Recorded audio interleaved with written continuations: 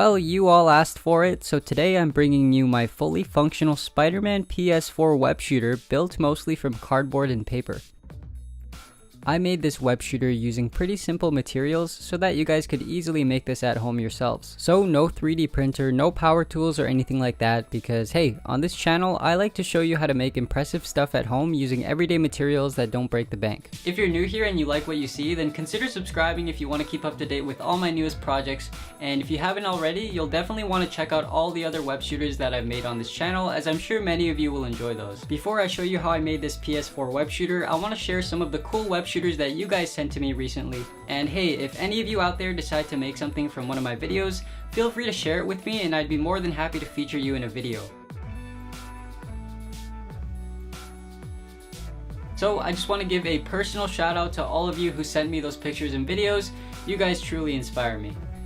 If you want to make your own PS4 web shooter, I provided links in the description box below to all the materials I used for this project, and in addition I also created free downloadable templates which you can also find in the description box as well, and I numbered all of the template pieces in the order that they appear in this video, so they should be easy to follow. Well, now just sit back and enjoy this video as I show you how I made this web shooter. Alright, well, first things first, I had to make the base of the web shooter, so for that I used some cereal box cardboard, and here I just lightly scored the cardboard with my knife so that I could get a nice clean bend along those cuts. At this point I gave this whole thing a coat of red spray paint, and the PS4 web shooter has a bit of a curve to it, so when I glue this front piece right here, it should help the web shooter keep its curved shape. Now I'm gonna make the barrel of the web shooter by rolling up a small paper tube and hardening it with super glue.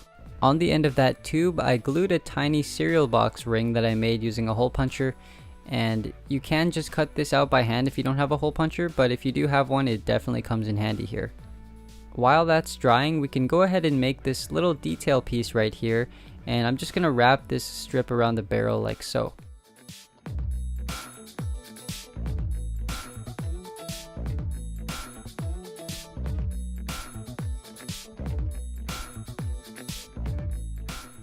This piece right here is just going to give the barrel something to glue onto, so we can just slide the barrel onto the web shooter like this, and I'll secure it in place using some super glue and hot glue. Next, I'm going to make the locking mechanism. Now, I guarantee there's going to be a lot of you who are skipping through this video just to see how it shoots, right? You don't care about anything else, you just want to know how it shoots. Well, if that's you, here it is. This is the part you want to watch. So here we go. First, I'm going to make two tiny holes in this popsicle stick here, and I can use a thumbtack to kind of help with that. Now once those two holes are in place, I'll just apply a bunch of super glue to strengthen this piece here, and I'll glue on these two tiny strips of cereal box cardboard along the edge of the popsicle stick like this to kind of make it into a rectangular box, as you can see right there. And again, more super glue to really strengthen this piece because we really need this piece to be strong. And for this locking mechanism, we need a pen spring, but we don't need the whole length of the spring. So what I'll do is just take a pair of wire cutters and cut that down to the length that I want, which is about 2 millimeters when the spring is fully compressed. Okay, and now I'll take some fishing line and slot both ends of the string through those holes that we made earlier, and just pull that all the way through. After that, I can glue the fishing line to the popsicle stick like this, and since I need the popsicle stick to be flat on top, I'll just shave this part of the fishing line off. Now what we gotta do is slot both ends of the fishing line through the spring, slide that spring all the way through, and then glue the spring to the popsicle stick right there.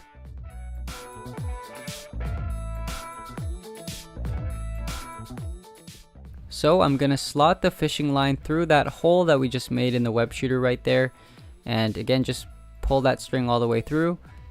And now you can see that when I tug on the fishing line, that popsicle stick lowers down, which is what's going to release the bullet, but more on that later. Make sure you add some glue to the bottom of the spring here.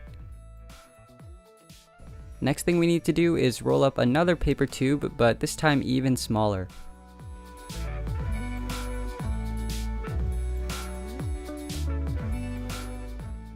And what you want to do is slice this tube in half so that you end up with something that looks like this. And this piece is going to go behind the barrel right there.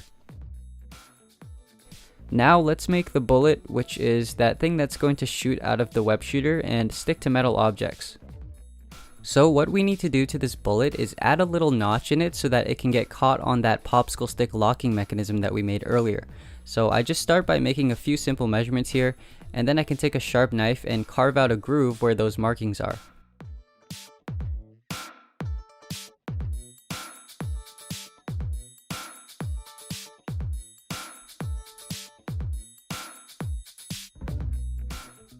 And this groove definitely needs to be rigid and strong, so I covered the whole thing in super glue. On the side closer to the notch, I glued a 5x3 neodymium magnet, then wrapped a thin strip of paper around it so that it won't fall off. On the other side, I wrapped a very thin strip of paper, and the reason we need that there is so that we can glue on this 8x3 neodymium magnet. In just a second, I'm going to glue on a 0.8 by 8 by 50 millimeter steel compression spring to the bullet, and the spring and magnets might be the only thing you'll have to order online if you make this web shooter. So if that's the case, feel free to check out the links in the description if you want to know where I got these. Alright, so now we're back to the locking mechanism, and basically how this works is the popsicle stick will get caught on the notch on the bullet. So to shoot, you just have to pull on the fishing line, which will lower the popsicle stick down. Now I decided to add these small blocks of cardboard here, and the purpose of this is just to prevent the web cartridge from going past the point of those blocks. So now I'm going to cover the top with this black piece here, which I painted black in advance because it's just easier to paint it first, obviously. Now that we've made the functional part of the web shooter, we can go ahead and work on the details at this point. So I'll start with this really odd shaped piece here and bend and shape it as you see me doing right here.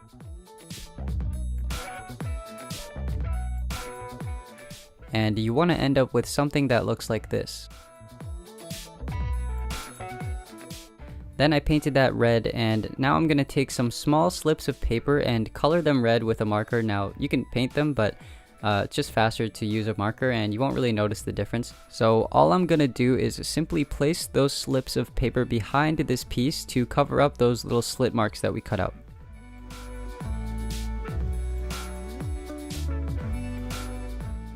And it should look a little something like this. Once I was happy with how that piece turned out, I glued that whole thing to the top of the web shooter like so. Now I glued this tiny piece of cardboard right under that bridge there, and no need to paint that because the point of this white piece is to give this other red piece that you see right here something to stick to. And just a side note, I used glossy paper from an old magazine for this piece that you see here because it's a little bit shinier and thicker than normal paper, but if you don't have any glossy paper, regular paper will work just fine. And now comes the fun part, just adding more and more layers of details.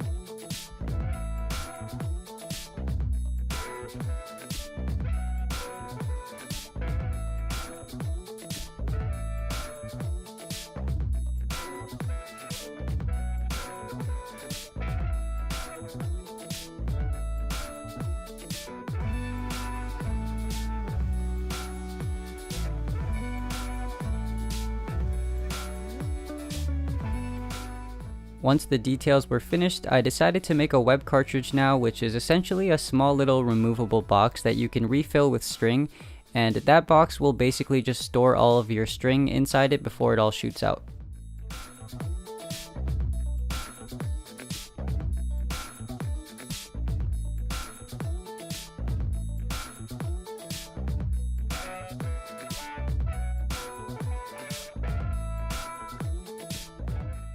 To make this web shooter wearable, I made a simple Velcro strap using a strip of black duct tape.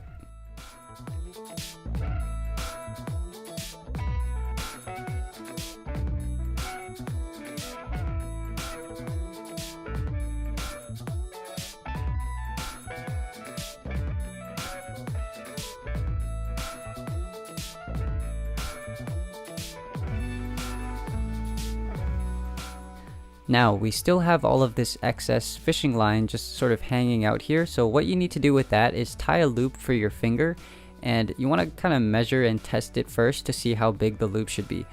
You don't want to make the loop too big or else you won't be able to tug on it hard enough, but you also don't want to make it too small or else you won't be able to move your finger around without shooting it. So you kind of just want to find the sweet spot right in the middle. For the web string, I decided to use some crochet thread this time, and once I cut the string down to the length that I wanted, I glued a 5x3 magnet to the string. And make sure that the magnet on the string is properly oriented, so you just want to make sure that it attracts to the back of the bullet.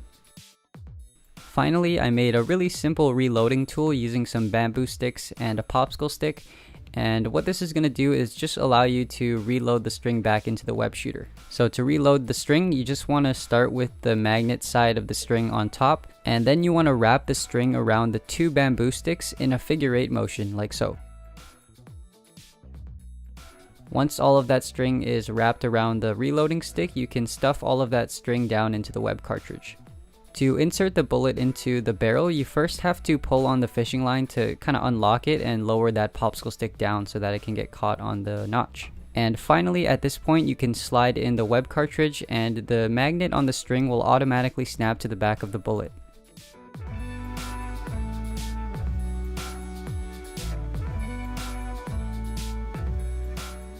Well, thank you very much to my patrons Alexander Samowski, Anthony Riolo, Ben T Matchstick, Carlton R. Powers, Max Trax, and Tanya Davies. If you would like to become a patron as well, there's a link in the description below to my Patreon page, but hey, you can always support this channel for free by subscribing to see my future videos.